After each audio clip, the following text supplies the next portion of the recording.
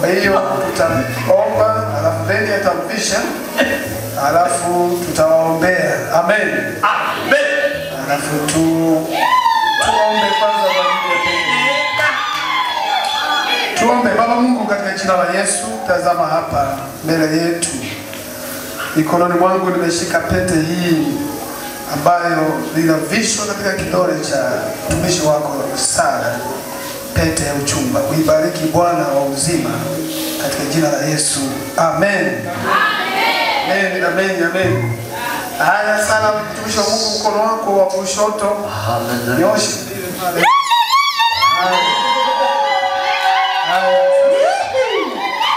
Utavisha kidole cha tatu kutoka kidogo. Cha tatu kutoka kidogo, sawa? Pole pole tu, hamna haraka.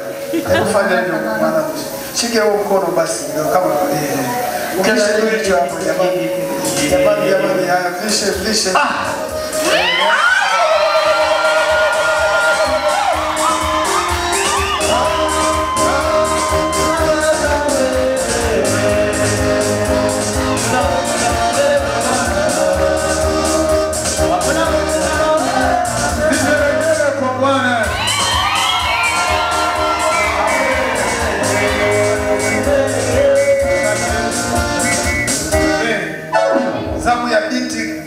Naye kama na zawadi.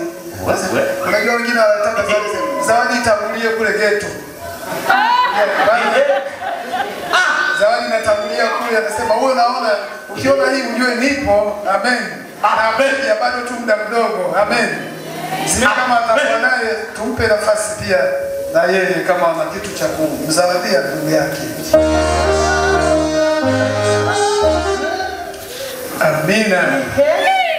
Anayo zawadi, makofi kwa Yesu.